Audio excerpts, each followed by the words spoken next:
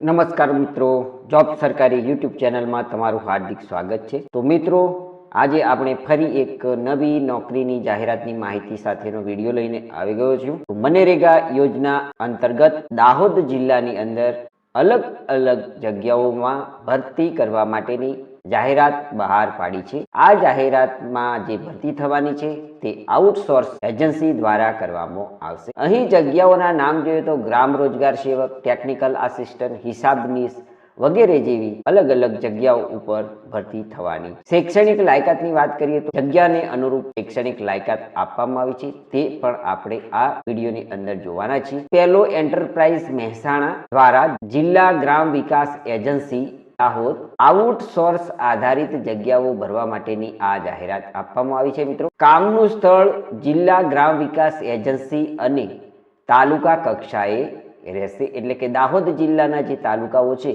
તેની અંડરમાં આ કામ કરવાનું છે। આ કોષ્ટકની અંદર જગ્યાનું નામ, હોદ્દો, ખાલી જગ્યાઓ, શૈક્ષણિક લાયકાત, પગાર ધોરણ કેટલો મળશે તેની સંપૂર્ણ માહિતી આપવામાં આવી છે। ક્રમ 1માં મનરેગા યોજના અંતર્ગત નાયબ જિલ્લા પ્રોગ્રામ કોઓર્ડિનેટર જિલ્લા કક્ષાએ ભરતી કરવાની છે। જિલ્લા કોઓર્ડિનેટરની મિત્રો એક જગ્યા ઉપર ભરતી થવાની છે।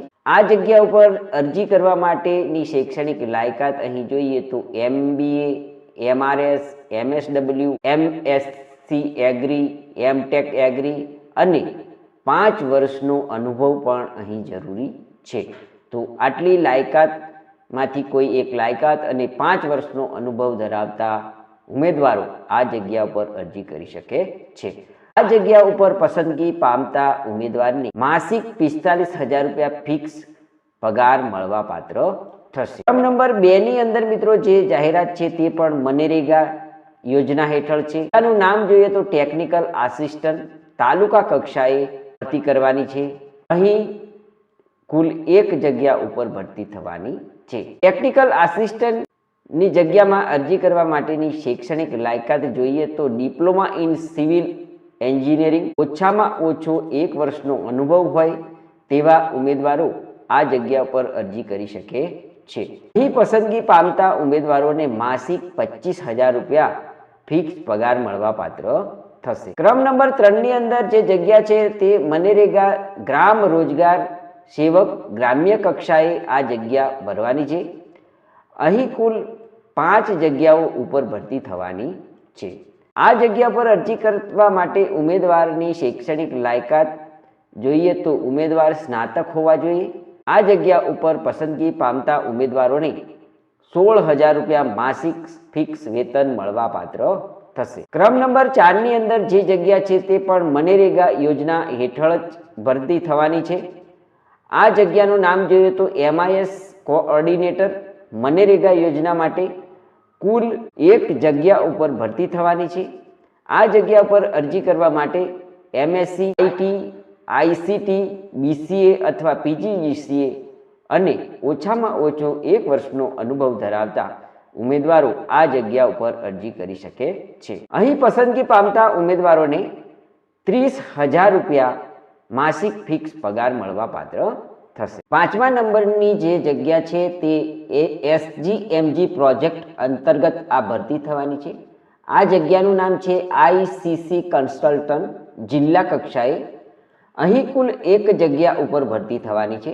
આ જગ્યા ઉપર અરજી કરનાર ઉમેદવારોની શૈક્ષણિક લાયકાત જોઈએ તો માસ્ટર ડિગ્રી એન્ડ કમ્યુનિકેશન અથવા તો સોશિયલ સાયન્સની અંદર ડિગ્રી ધરાવતા હોવા જોઈએ અને 2 વર્ષનો એટલીસ્ટ અનુભવ પણ આ જગ્યાનો હોવો જરૂરી છે। ઉપર પસંદગી પામતા ઉમેદવારોને 30,000 રૂપિયા માસિક ફિક્સ પગાર મળવા પાત્ર થશે।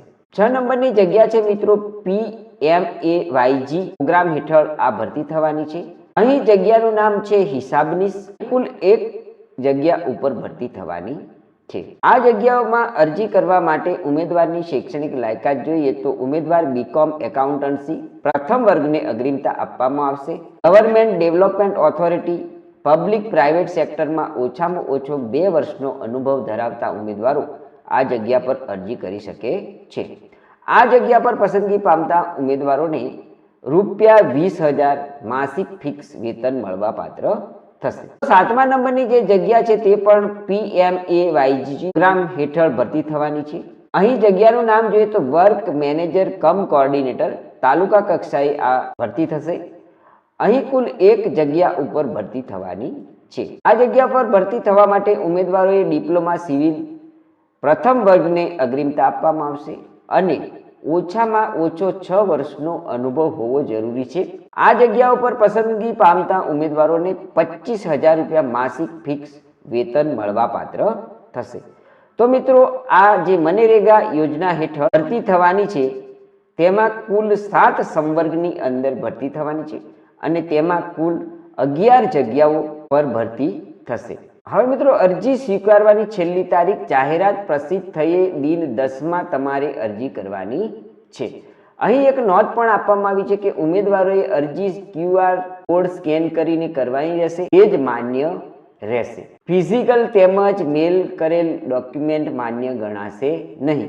તો અહીં તમારે અરજી કેવી રીતના કરવાની છે તેની નોંધ તમને આપવામાં આવી છે. અહીં બાજુમાં આ તમને એક QR કોડ આપવામાં આવ્યો, તેની પર તમે ગૂગલમાં સ્કેન કરશો એટલે આ એજન્સીની વેબસાઇટ ઓપન થશે. તેની અંદર તમે જે કેડરમાં અરજી કરવા માંગતા હશે એ કેડરની અંદર જઈ અને તમારે માગ્યા મુજબના ડેટા ફિલઅપ કરી અને પોતાની અરજી સબમિટ કરવાની રહેશે. તો મિત્રો, આ જગ્યાઓ ઉપર અરજી કરવા માટે તમારે એજન્સીના QR કોડને જ સ્કેન કરી અને અરજી કરવાની છે. તો મિત્રો, આ હતી સ્પેલો એન્ટરપ્રાઇઝ મહેસાણા દ્વારા જિલ્લા ગ્રામ વિકાસ એજન્સી દાહોદમાં આઉટસોર્સ આધારિત વિવિધ જગ્યાઓ ઉપર જે ભરતી કરવા માટેની જાહેરાત બહાર પાડવામાં આવી છે તે જાહેરાતની સંપૂર્ણ માહિતીસભર વિડીયો સારો લાગ્યો હોય તો અમારી YouTube ચેનલ જોબ સરકારીને જરૂરથી સબસ્ક્રાઇબ, વિડીયોને લાઇક કરો અને તમારા મિત્રોને પણ આ વિડીયો શેર કરો. ધન્યવાદ.